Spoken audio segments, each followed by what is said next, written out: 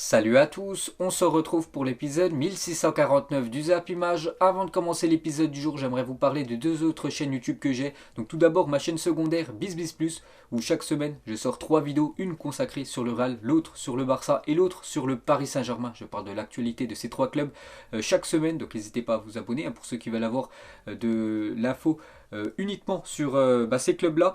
Et il y a quelques jours, j'ai ouvert aussi cette chaîne, BizBiz Premier League. Donc en gros, c'est le même concept que sur l'autre chaîne, mais qu'avec les clubs anglais, donc les 6 gros clubs anglais. Donc celle-là aussi en première ligne de description. Donc voilà, une petite info les gars que je voulais vous dire en début d'épisode. Donc on commence aujourd'hui en ce 23 novembre avec quelques anniversaires. Tout d'abord, le joueur marseillais Boubacar Kamara, il fête aujourd'hui ses 22 ans. Bon anniversaire à lui aussi. Le joueur anglais James Maddison, le joueur de Leicester qui fête aujourd'hui ses 25 ans. Et pour finir, l'attaquant du Betis Séville, Willian José, qui fête lui aujourd'hui ses 30 ans. Ensuite, on va parler rapidement des résultats de la soirée d'hier. Il y avait quelques matchs dans les championnats européens. Tout d'abord en Espagne, le Rayo Vallecano s'est imposé 3-1 contre l'équipe de Majorque. Et cette équipe du Rayo Vallecano, c'est quasiment carton plein à domicile. Ils ont tout gagné un match nul, mais sinon aucune défaite. 19 points pris sur 21 possibles à domicile. Impressionnante. On peut voir qu'actuellement, ils sont quand même 6e de Liga. Cette équipe où évolue Radamel Falcao. Il y avait aussi deux matchs en Italie. Donc l'Hellas Vérone s'est imposé 2-1 contre l'équipe de Empoli. Et le Torino s'est imposé 2-1 contre Udinese. On peut voir le classement de cette Serie A. Après les deux matchs hier, il y avait aussi un match en France hier. J'étais dans le stade en plus les gars. Dijon jouait contre la JOCR. C'était le derby bourguignon. Et l'équipe du DEFSO s'est imposée 3-1. Ensuite, on va parler du programme de la journée car aujourd'hui, reprise de la Ligue des Champions, 5e journée. Regardez ce gros programme pour ce soir, deux affiches à 18h45. Le Bayern se déplace du côté de Kiev. Villarreal reçoit l'équipe de Manchester United. Le Barça contre le Benfica. Donc on va parler quasiment de toutes ces rencontres. Chelsea contre la Juventus, un match très important qui désignera certainement le premier du groupe. Lille contre Salzbourg, ou je sais pas, Séville contre Wolfsburg. Grosse soirée de LDC ce soir. Donc on commence tout d'abord avec le club français qui joue ce soir, c'est l'équipe de Lille qui reçoit l'équipe de Salzbourg. Un match très important. Regardez le classement actuel avant cette journée ce soir. Donc Salzbourg premier, Lille deuxième. Donc le deuxième reçoit le premier. Donc il y a seulement 2 points d'écart. Donc si Lille les gars veut confirmer ce magnifique succès obtenu il y a quelques jours du côté de Séville en s'imposant 2-1. Donc ce soir il faudra de nouveau s'imposer en plus à domicile. Donc bien sûr on va tout soutenir le LOSC ce soir. Et Lille aura besoin d'un grand attaquant. Et bien sûr Jonathan David, un attaquant qui pèse lourd dans le récent goal average lillois. Donc toute compétition confondue, auteur de 9 des 12 derniers buts de Lille, l'attaquant canadien. Et pour finir avec lui, on peut voir qu'une belle équipe italienne s'intéresse à lui, c'est l'Inter Milan. David intéresse l'Inter Milan, en croire les informations de Téléfoot. Un chèque de 35 millions d'euros pourrait faire céder Lillois lors du prochain mercato. Ensuite, on va parler d'une autre belle affiche ce soir en Ligue des Champions, le FC Barcelone contre le Benfica. Donc un match très important pour les deux équipes, on peut dire que c'est une finale. Donc la une Journal Sport aujourd'hui, première finale pour Xavi. Le Barça doit battre Benfica et ainsi assurer sa qualification pour les huitièmes de finale de la Ligue des Champions. Donc jour de match, la qualification se joue ce soir pour le FC Barcelone. En cas de victoire face au Benfica, le Barça est qualifié pour les huitièmes de finale. En cas de défaite, le Barça serait quasiment éliminé. Il faudrait faire un résultat lors de la dernière journée du côté du Bayern Munich. Voilà, ça semble très compliqué. Donc ce soir, le Barça, pas le choix. Victoire obligatoire contre le Benfica parce qu'on peut voir ce classement. Donc même un match nul, ce serait encore abordable pour le Barça. Mais le mieux, bien sûr, ce serait la victoire. Donc le Barça 6 points, le Benfica juste derrière 4 points. Donc le prochain match, je vous ai dit, du Barça, c'est un déplacement du côté du Bayern. Et on peut voir que Sergei Karasev arbitrera le match de Ligue des Champions entre le Barça et le Benfica ce soir au Camp Nou. Donc il a déjà arbitré 3 fois le Barça en Ligue des Champions. C'est à chaque fois que des victoires pour les Blaugrana. On verra ce que ça va donner ce soir. Il y a aussi deux matchs dans le groupe F. C'est le groupe de Manchester United et les Red Devils ce soir se déplacent du côté de Villarreal. On peut voir que les deux équipes sont en tête avec 7 points. Donc un match très important bien sûr pour Manchester. Et surtout on sait que ce club est actuellement dans la crise. Une défaite 4-1 contre l'équipe de Watford. Ils ont changé d'entraîneur. Enfin pour l'instant il n'y a pas d'entraîneur parce que c'est Mikel Carrick, l'entraîneur par intérim du côté de Manchester. On verra comment va réagir l'équipe de Cristiano. Et CR7 les gars à Solskjaer sur ses réseaux sociaux il a dit il était attaquant quand je suis arrivé et il a été mon entraîneur quand je suis revenu. Mais surtout, Ole est un être humain exceptionnel. Je lui souhaite le meilleur dans tout ce que sa vie lui réserve. Bonne chance mon ami, tu le mérites. Donc voilà le message de Cristiano Ronaldo envers Ole Gunnar Solskjaer, l'ancien coach des Red Devils.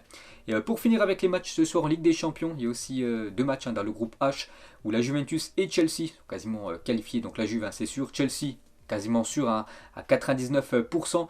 Donc Chelsea ce soir reçoit la Juventus au match aller. Les Italiens avaient gagné 1-0 contre cette équipe anglaise. Donc ce soir, ça Stamford Bridge. Bien sûr, c'est le match de la première place qui se joue ce soir. Ensuite, un petit coup d'œil au programme de demain pour la Ligue des Champions avec des magnifiques affiches. L'Atlético contre l'AC Milan, Liverpool contre Porto, le Real se déplace du côté de Sheriff et bien sûr Manchester City reçoit le Paris Saint-Germain. Donc tout d'abord une petite info concernant le Real parce qu'on peut voir que Eden Hazard et Gareth Bale sont absents du groupe du Real Madrid qui affrontera l'équipe de Sheriff demain soir. Donc le Belge est victime d'une gastro-entérite et le Gallois est victime d'une blessure musculaire.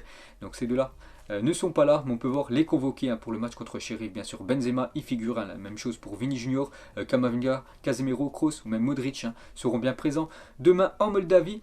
Et concernant le match du Paris Saint-Germain, demain du côté de Manchester City, un match aussi très important pour les deux équipes.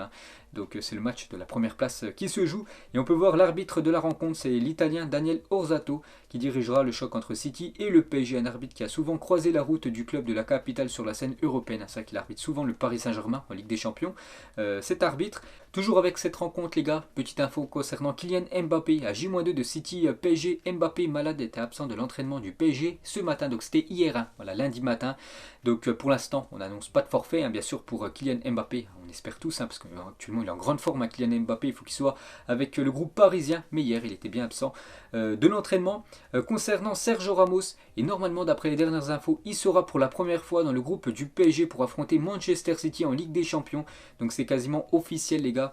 Sergio Ramos va être dans le groupe du PSG, donc ça sera la première fois depuis le début de la saison, depuis qu'il a rejoint cette équipe du PSG, qui sera enfin une fois dans le groupe parisien pour un match. Donc on connaîtra le groupe certainement dans la journée. Et concernant Sergio Ramos et Léo Messi les gars, deux anciens adversaires du côté de l'Espagne. Donc Messi l'a dit sur Sergio Ramos, maintenant ça me fait plus rien, mais au début c'était bizarre après tant d'années de rivalité. Nous nous sommes toujours beaucoup respectés, l'avoir comme partenaire aujourd'hui est un spectacle. Donc voilà ce que dit Léo Messi sur son coéquipier maintenant. Sergio Ramos, toujours avec Léo Messi, l'adaptation de Messi c'était très facile parce que je connaissais beaucoup de joueurs et que l'on parle beaucoup l'espagnol là-bas. Donc c'est pour ça que Messi s'est très bien intégré au vestiaire parisien, vu qu'il y a beaucoup de joueurs qui parlent la même langue que Léo Messi. Toujours avec le joueur argentin, il dit aussi, tout le monde dit que nous sommes les grands favoris pour remporter la Ligue des Champions et je n'irai pas que nous sommes l'un des candidats, mais nous avons encore besoin de plusieurs choses pour être une équipe vraiment forte. Donc voilà ce que dit Messi, il sait que bien sûr le Paris Saint-Germain, c'est un favori pour remporter la Ligue des Champions, mais il manque encore quelques détails pour que le Paris Saint-Germain soit tout simplement imbattable. Concernant le coach, du côté du PSG, Mauricio Pochettino, beaucoup critiqué. Il est déjà en contact avec Manchester United, parce que vous savez que Manchester actuellement n'a plus d'entraîneur, c'est Carrick, mais c'est un entraîneur par intérim. Et Manchester cherche son nouveau coach, et Manchester est vraiment très intéressé par Pochettino. Et Pochettino, lui aussi, serait intéressé pour retourner en Première Ligue. Il est prêt à quitter le Paris Saint-Germain en cours de saison. Donc d'après Santi JFM, donc c'est un journaliste de Foot Mercato, il dit Pochettino est déjà en contact avec Manchester United. L'Argentin est prêt à quitter le Paris Saint-Germain en cours de saison. Officiellement, il n'a pas demandé à partir. Bon, sinon, bien sûr, ça ferait une bombe du côté du PSG s'il dirait officiellement je veux quitter le Paris Saint-Germain pour rejoindre Manchester United. Il ne peut pas dire ça, Pochettino. Et voilà, il y pense, bien sûr. Et du coup, s'il venait à quitter le club, le Paris Saint-Germain penserait directement à Zinedine Zidane. Zidane est l'objectif du club en cas de départ. Bien sûr, Zidane au PSG, ça s'accélère. Voilà, si Pochettino venait à quitter cette équipe du PSG dans quelques jours, par exemple, demain, je ne sais pas, s'il y a une grosse défaite du Paris Saint-Germain. Voilà, il pourrait peut-être se faire licencier, on ne sait pas ce qui peut arriver dans le football. Et bien sûr Zidane les gars serait la piste privilégiée par le Qatar pour remplacer Pochettino au poste d'entraîneur. Donc Zinedine Zidane fait l'unanimité à Doha en cas de départ de Pochettino. Donc le PSG apprécie le profil de Zidane et souhaiterait le faire venir à court terme. Le technicien français aurait déjà refusé l'offre de Manchester United. Lui ne veut pas entraîner cette équipe des Red Devils. Le PSG pense qu'il serait le seul coach à pouvoir convaincre Mbappé de rester et surtout de prolonger du côté de Paris. Ensuite les gars, on revient sur les événements avant-hier lors de l'Olympico entre Lyon et Marseille. On peut voir la une du journal L'équipe aujourd'hui, comment s'en relever frappé par une succession de violents débordements et une nouvelle agression dimanche soir contre le Marseillais Dimitri Payet. Le foot français joue sa survie s'il n'éradique pas ses dérives, une responsabilité que dirigeants sportifs et représentants des pouvoirs publics doivent maintenant assumer. C'est vrai qu'il se passe quand même beaucoup de choses extra-sportives depuis ce début de la saison, beaucoup de matchs arrêtés. Et on ne devrait pas voir ça, il y a seulement en France qui se passe ça. Si on regarde les autres championnats, c'est très rare bien sûr qu'il y ait des événements comme il y a eu avant-hier.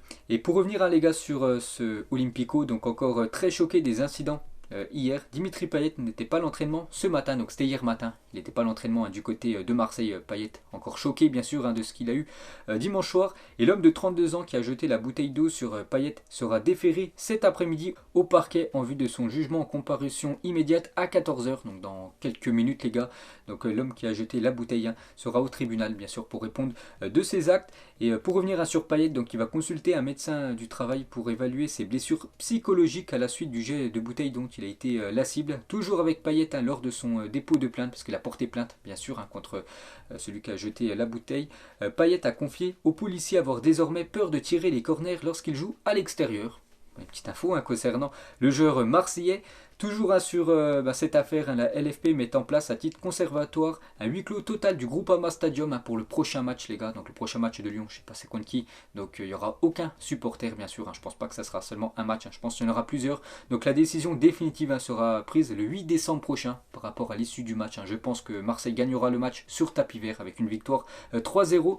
Et à l'étranger aussi, le fiasco Lyon-Marseille fait couler de l'encre. Des articles dans différents journaux. On peut voir par exemple, je sais pas, en Angleterre ou même un article de Marca. Qu'est-ce qui se passe dans le foot français? Il y a un journaliste les gars espagnol, il l'a dit, ce qui semblait être des incidents isolés en début de saison est devenu une constante dans un pays qui en 2021 est plus connu pour ses événements extrasportifs que pour ce qu'il se passe sur le terrain. Donc voilà ce que pense un journaliste espagnol par rapport à ce qui se passe actuellement en Ligue 1. Toujours sur cette affaire, une déclaration de Jean-Michel Aulas. Donc lui actuellement, bien sûr, il est un peu dans la tourmente, Aulas, concernant un éventuel retrait de points pour Lyon. C'est vrai qu'il pourrait perdre le match sur tapis vert et Lyon pourrait surtout perdre des points au classement. Il a dit qu'il faut être d'une mauvaise foi évidente pour comparer les événements de Nice-Marseille, Montpellier-Marseille ou Lens-Lille par rapport à ce qui s'est passé avant-hier. Pour lui, ça n'a rien à voir d'après Aulas. Et toujours avec lui, il a dit « Je reste favorable aux sanctions sévères, y compris en matière de retrait de points pour des envahissements de terrain ou bagarres. Mais là, on est dans un cas différent car le groupe Bad Gun se désolidarise de l'individu impliqué. » Donc d'après Aulas, la personne qui a jeté la bouteille ne fait pas partie du groupe de supporters des Bad Guns du côté de Lyon. Donc pour lui, ça n'a rien à voir. Lyon ne devrait pas perdre de points au classement. Donc je dis les gars, on connaîtra le verdict au mois de décembre. Et toujours les gars, sur ce match, il s'est encore passé quelque chose à la fin de la rencontre. Donc le bus de l'OM a été victime de jets de projectiles après avoir déposé les joueurs à l'aéroport.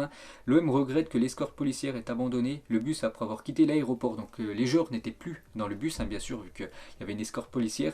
Mais vu que le bus après devait partir de Lyon et retourner bien sûr à Marseille, donc là il n'y avait plus d'escorte policière et du coup on peut voir que le bus s'est fait caillasser. Et c'est pas la première fois les gars qu'il y a eu des jets de projectiles lors d'un Olympico. Il y a un tout petit peu plus de 6 ans, lors d'un OM-OL disputé à l'époque au Vélodrome, plusieurs bouteilles en verre avaient été lancées depuis les tribunes à destination d'Anthony Lopez et de Mathieu Valbuena. L'arbitre était également Monsieur Rudy Buquet, qui était l'arbitre aussi avant-hier de la rencontre. Ensuite, toute autre chose les gars, on va parler de Pedri, le jeune joueur du FC Barcelone, et c'est officiel, Pedri est sacré Golden Boy 2021. C'était le grand favori pour remporter le Ballon d'Or, on va dire junior, le Ballon d'Or, moins de 21 ans. Et c'est officiel, c'est bien lui qui remporte ce trophée, simplement mérité. La saison dernière, il a fait une saison exceptionnelle et on peut voir les derniers vainqueurs du Golden Boy depuis 10 ans. Donc en 2020, c'était Haaland, il y a 2 ans, c'était Félix. On peut voir que Mbappé l'a remporté en 2017. Et Paul Pogba, notre Français, l'a remporté en 2013. Et on peut voir que c'est le 3e Espagnol à remporter le Golden Boy, après Fabregas en 2006 et Isco en 2012. Toujours avec les récompenses, on peut voir aussi que Robert Lewandowski a reçu un trophée hier, donc c'est pas le Ballon d'Or, le Ballon d'Or les gars c'est lundi prochain. Lewandowski remporte le Golden Player Award, trophée du genre de l'année décerné par le journal Tuttosport, un journal italien. Donc il devance ainsi Jorginho qui est arrivé en 2e position et Léo Messi qui a terminé 3e. Donc félicitations à Robert Lewandowski pour ce trophée. Et concernant cette fois-ci le trophée The Best, et c'est officiel, les finalistes pour le trophée The Best de meilleur joueur de l'année 2021. On a le choix entre ces ces joueurs-là, donc Benzema, De Bruyne, Ronaldo, Lewandowski, Messi, Neymar, Haaland, Jorginho, Kanté, Mbappé et Mohamed Salah. Donc ce trophée les gars sera décerné le 17 janvier 2022, donc dans quelques semaines bien sûr. On peut voir aussi les finalistes pour le trophée The Best du meilleur gardien en 2021, donc là il y a un peu moins de joueurs, hein, seulement 5 joueurs, donc Baker, Donnarumma, Mendy, Neuer et Schmeichel, hein, donc parmi ces 5 là, un remportera bien sûr hein, ce trophée The Best du meilleur gardien. On peut voir aussi les finalistes hein, pour le trophée The Best du meilleur entraîneur en 2021, Conte, Flick, Guardiola, Mancini, Scaloni, Diego Simon et Thomas Tuchel. Ensuite les gars, on va parler de Infantino. Il y avait aussi le président de la Formule 1 et David Beckham avant le Qatar Grand Prix. Donc c'était dimanche hein, pour ceux qui suivaient un peu la Formule 1. Donc c'était le Grand Prix du Qatar. Et pile un an avant le début de la Coupe du Monde 2022, donc dimanche, je vous l'avais dit, on était le 21 novembre. Et le 21 novembre 2022, ça sera le début de la Coupe du Monde. Donc là, il y avait le Grand Prix du Qatar. Et un an plus tard, ça sera le début de la Coupe du Monde quand le football rencontre la Formule 1. Le Grand Prix se déroule au Qatar aujourd'hui, donc dimanche, hein, bien sûr, avant-hier. Et le Qatar a réalisé un spectacle de lumière à partir de drones dans le ciel de Doha pour marquer les 1 an avant le lancement de la Coupe du Monde 2022. Donc c'était dimanche soir. Donc regardez tous ces drones, les gars, qui sont tous bien synchronisés. Et on peut voir bien sûr une personne en train de jouer au foot, une magnifique image. Et on peut voir aussi un 365 jours avant le début de la Coupe du Monde du côté du Qatar. Et toujours avec cette Coupe du Monde, les gars, on peut voir, d'après les bookmakers anglais, les grands favoris hein, pour remporter cette Coupe du Monde. Et on peut voir que c'est l'équipe de France, les gars, l'équipe favorite avec une cote à 6 hein, pour remporter la Coupe du Monde. Bon, après, ça veut rien dire, hein, l'équipe de France était favorite pour remporter l'Euro. Voilà, on a échoué dès les huitièmes de finale, mais l'équipe de France a une cote à 6. Deuxième équipe, c'est le Brésil, une cote à 6,50 hein, pour remporter cette future Coupe du Monde. L'Angleterre, une cote aussi à 6,50. L'Espagne, une cote à 7. Je sais pas, l'Allemagne, une cote à 10. L'Italie qui a gagné l'Euro, une cote à 12. La Belgique, une cote à 14. Les Pays-Bas, une cote à 16. Donc voilà, l'équipe de France, un favorite pour remporter cette future Coupe du Monde. Essayez bien sûr de garder ce trophée qu'ils ont obtenu il y a déjà 3 ans. On va parler cette fois-ci de l'Angleterre et officiel, le sélectionneur Gareth Southgate prolonge avec l'équipe des Trois Lions, donc l'équipe anglaise, hein, jusqu'à l'Euro 2024. Donc normalement, il avait un contrat jusqu'à la fin de la Coupe du Monde 2022. Et depuis hier, hein, il prolonge jusqu'à l'Euro 2024 qui se déroulera en Allemagne. Hein. Donc félicitations à Gareth Southgate, hein, parce que bien sûr, il fait du bon taf hein, du côté de l'Angleterre. On va parler de l'attaquant de la Lazio de Rome, Ciro Immobile, a été l'arbitre d'une rencontre amicale entre le personnel de la Lazio et l'équipe du Vatican. Il s'agissait d'une requête du pape François, donc le match a eu lieu hier. Et on peut voir que c'était l'arbitre de la rencontre. Donc le résultat, hein, 7 partout. Voilà, lors du match, donc le buteur de la Lazio a accordé 2 pénaltys durant cette rencontre. Donc voilà quelques photos hein, de Ciro Immobile, actuellement le meilleur buteur de l'histoire hein, de la Lazio de Rome en mode arbitre.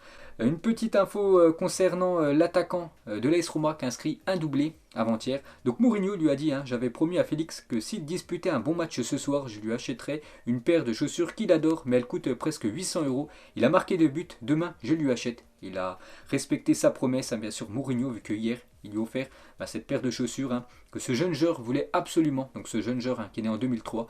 Et je dis, hein, c'est Félix Afena, donc c'est un joueur ghanéen. Toujours avec le football italien. Giovanni Simone a reçu son trophée de joueur du mois d'octobre en Serie A. Moi, c'était le week-end dernier, hein, bien sûr, qu'il a été énorme à regarder cette magnifique carte hein, pour le fils de Diego Simone, hein, le coach de l'Atlético Madrid. Toujours avec le foot italien, les gars. Hier, j'avais dit que Osimhen, les gars, il avait été sorti sur blessure, grave blessure comme pour Osimhen, l'attaquant de Naples. Donc victime de multiples fractures déplacées de l'orbite de l'œil et de la pommette gauche, Victor Osimhen sera opéré demain. Donc cet après-midi, les gars, il se fait opérer l'attaquant nigérian. Et blessé, Victor Osimhen devrait être opéré et manquer 3 voire 4 semaines de compétition. S'en suivra la Coupe d'Afrique des Nations. Naples pourrait donc se retrouver sans buteur pendant quasiment 2 mois vu qu'il est blessé. Puis après, il y a la Coupe d'Afrique des Nations et bien sûr, le Nigeria est qualifié. Puis il sera convoqué, hein, bien sûr. Donc voilà, c'est quand même une très mauvaise nouvelle hein, pour l'équipe du Napoli. Ensuite, on revient en France. Regardez l'équipe type de la dernière journée de Ligue 1. Donc des joueurs qu'on connaît tous. Hein. Amine Gouiri qui a inscrit un doublé hein, contre l'équipe de Clermont. Neymar hein, qui a fait un gros match contre l'équipe de Nantes. On peut voir aussi Alban Lafont, malgré que l'équipe de Nantes s'est inclinée au Parc des Princes. Il figure hein, dans cette équipe type.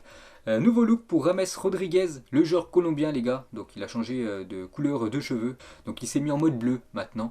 James Rodriguez qui évolue actuellement du côté du Qatar. Et James Rodriguez est injouable à la Coupe du Monde 2014. Hein. Il avait été tout simplement exceptionnel. Hein. Donc un petit rappel de ses stats. Hein. 5 matchs, 6 buts et 2 passes décisives hein, pour James Rodriguez avec la Colombie. Donc la Colombie s'était fait éliminer par le Brésil en quart de finale de cette Coupe du Monde. Et la Coupe du Monde 2014, c'était quand même quelque chose, bien sûr, avec par exemple cette humiliation des Pays-Bas contre l'Espagne, où ce but bien sûr légendaire, le but de Robin van Persie en tête plongeante, un magnifique but, et aussi ce match exceptionnel, ce match que tout le monde se souvient, ce Brésil-Allemagne demi-finale de Coupe du Monde, et l'Allemagne avait pulvérisé les Brésiliens 7-1. Et on finit les gars ce Zap Image aujourd'hui, pas de question de fin, mais avant les matchs de Ligue des Champions ce soir et demain soir les gars, n'oubliez pas le classement des meilleurs buteurs en 2021, un classement en relief. On peut voir Lewandowski, 63 buts ce soir, il joue du côté de Kiev, donc il pourrait bien sûr marquer plus de buts. On peut voir le deuxième, c'est Mbappé, 44, mais regardez quand même tout l'écart qu'il y a, c'est quand même incroyable. Tout le monde est regroupé en bas, mais voilà, Lewandowski seul en tête, c'est quand même le grand favori pour remporter le Ballon d'Or dans quelques jours. Donc voilà les gars, la fin de ce Zap Image 1649. Donc si ça vous a plu, un petit like, et n'oubliez pas les gars, pour ceux qui veulent suivre l'actualité des clubs que je vous ai cités en début de vidéo, tout se passe en première ligne de description. Ciao à tous.